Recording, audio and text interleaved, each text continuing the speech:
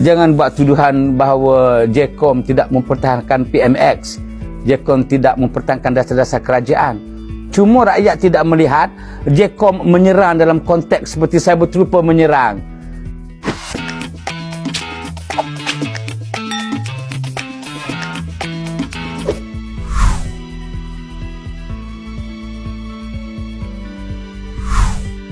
JKOM ini ada 3 fungsi utama, iaitu untuk melahirkan masyarakat berbudaya ilmu, berkemahiran digital dan berjiwa patriotik. Itu 3 fungsi JKOM. Dan saya harus beritahu bahawa JKOM ini merupakan satu fungsinya adalah sebagai satu komunikasi community. Iaitu menjalankan program-program bersama community, menjelaskan dasar-dasar kerajaan kepada community, membinakan hubungan dengan community. Jadi JKOM ini Jabatan Komunikasi Community yang hanya berhubung dengan community untuk menjelaskan dasar-dasar kerajaan kepada community. Bukannya berkaitan dengan komunikasi strategik untuk menjaga, mengawal media, untuk membuat kerja-kerja seperti yang diharapkan oleh ramai orang sebagai cyber trooper, untuk membuatkan politik-politik propaganda yang gelap. Bukan. Dia merupakan satu badan kerajaan untuk menghubungkan kerajaan dengan rakyat. Dan untuk menghubungkan rakyat dengan kerajaan. Itu fungsi JKOM.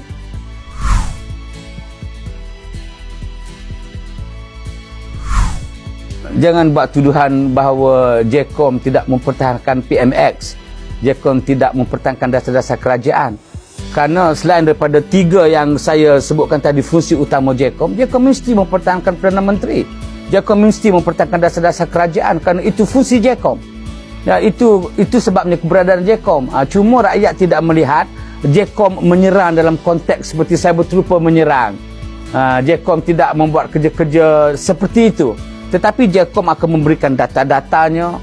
JKOM akan menjelaskan apa yang kerajaan telah buat, apa yang PM telah sampaikan, apa yang kerajaan telah sampaikan dari segi dasar-dasarnya. Tetapi selama ini, satu kelemahan dan kekurangan JKOM memainkan peranan seperti melaporkan berita saja, dan itu tidak sensasi. Itu tidak menarik perhatian orang untuk membaca media JKOM, tetapi menarik perhatian orang untuk mendengarnya bila JKOM menyantuni community. Sekarang ini JKOM belajar daripada pengalaman itu.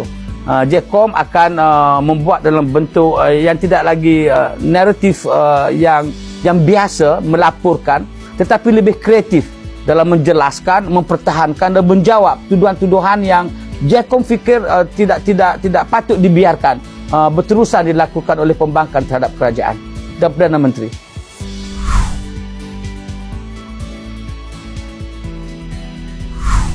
Dia fungsi bertindak ini dia tidak semestinya jika kami melakukan fungsi yang sama, tugas yang sama, dia bertindih. Ia saling melengkapi. Saya selalu bagi tahu bahawa di universiti dia ada pelbagai kursus yang sama, nama kursusnya diajar oleh pelbagai universiti, tetapi dia saling melengkapi. Dia tidak boleh kita kata bila dia menjalankan fungsi yang sama itu bertindih. Dia saling melengkapi, saling mengukuhkan lagi.